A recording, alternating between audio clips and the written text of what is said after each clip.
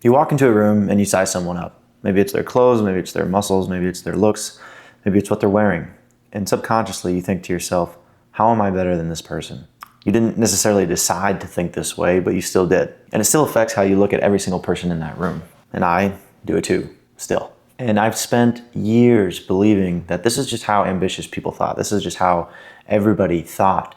Everybody was in this constant game of comparison. Everybody was always seeing how they could one-up each other because they wanted to be the best. And if you want to be the best, you have to be better than everybody else. And that was my philosophy. And over time, I started to recognize that this comparison, this game of comparison, slowly became anger.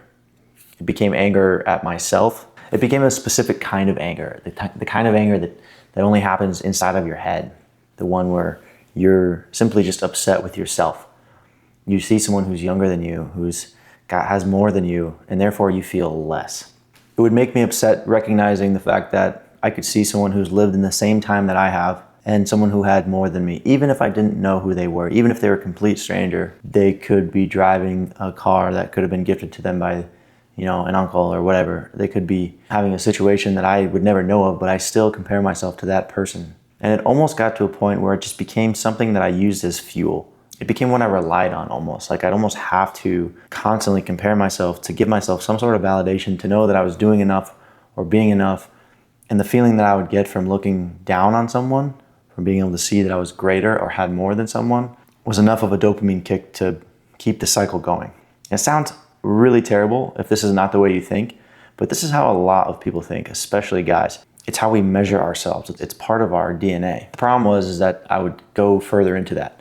I would perform, I would act a certain way, I would put on this persona, I would do everything in my power to project the idea or the look that I was doing better or had more, or I would spend so much effort trying to portray this idea that I was more than what met the eye. I would post a certain way on my Instagram, I would wear certain clothes, I would be vague about certain questions or topics about what I was doing or how much money I was making because I wanted people to think I was cool. I wanted to be better. I wanted them to know that I was better. But the irony behind that is while I thought I was projecting this confidence and this greatness about myself, I was actually showing my biggest insecurities. Because if you care about someone, how they think of you, their opinion, is because you need everybody to believe that you're winning because you don't believe it yourself. You need other people's approval because your own approval isn't enough. And this idea is compounded, is exaggerated with your social media. Whether you like it or not, when you look at these other people on social media who you have no idea who they are. You have no idea the validity of what they're saying. For all you know, they could be doing the exact same thing that you're doing. Trying to portray confidence, trying to portray their worth to others, to prove themselves, to get the validation they need to feel good about themselves, to put others down to feel good about themselves. We all do it. But the strength and the maturity comes from being able to recognize that, being able to practice not relying on that validation. And comparison comes as a symptom to that need for validation. You're always wondering if you're doing better, if you are better. And in some way, again, like I said, you'll kind of manipulate yourself. And you know it's happening when you start making excuses. When you see that kid driving that car and your excuse becomes, oh, he must have money. He must have daddy's money. You might even see your friend succeeding and you have to justify something to yourself just to make yourself feel better. Man, it's a terrible way to live. It'll ruin everything good in your life because you'll never be able to enjoy anything. And it might be your drive. It might be your fuel. It might push you to become more, to succeed more, to obtain more, but it won't ever matter. It won't ever matter until you stop relying on trying to impress anybody but yourself, anybody but God. Because when you're constantly measuring yourself against these external things, you have no internal measurement. You have no internal reference point, no answer to who I am when nobody's watching.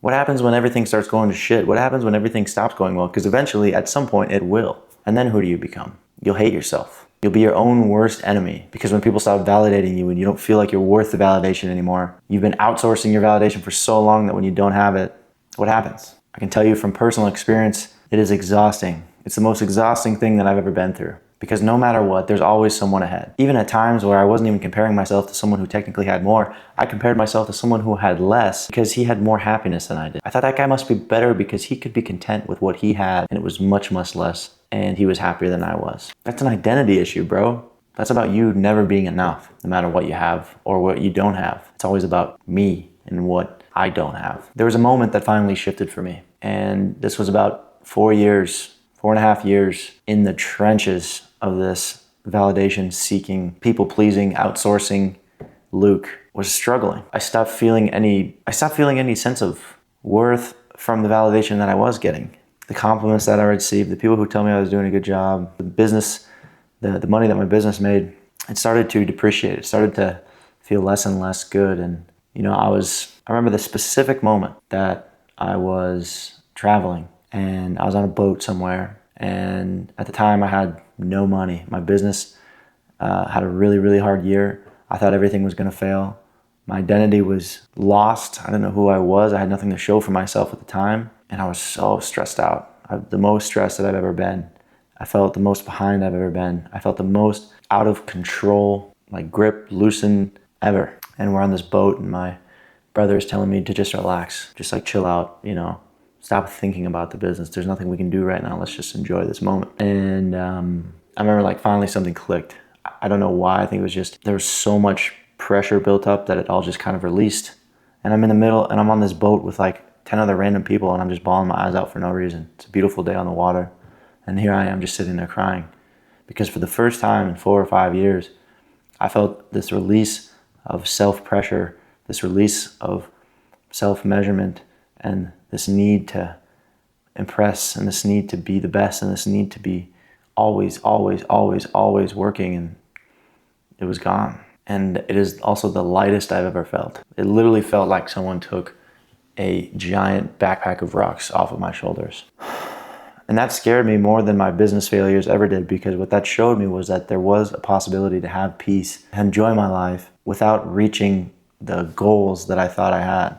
I was able to achieve peace without needing to always prove that I was better than everybody else and prove myself all the time. And listen, I'm still working on it. I still find myself comparing. I still find myself putting myself up against others, walking into a room and trying to convince myself that I'm better in some way or another. But slowly over time, you'll stop needing to win the room when you start getting honest about why you need to win it in the first place and who you're actually trying to please and compare yourself to. And if you're watching this video all the way through, you're going to get back on your phone and you're going to see guys who glorify the success that they put on.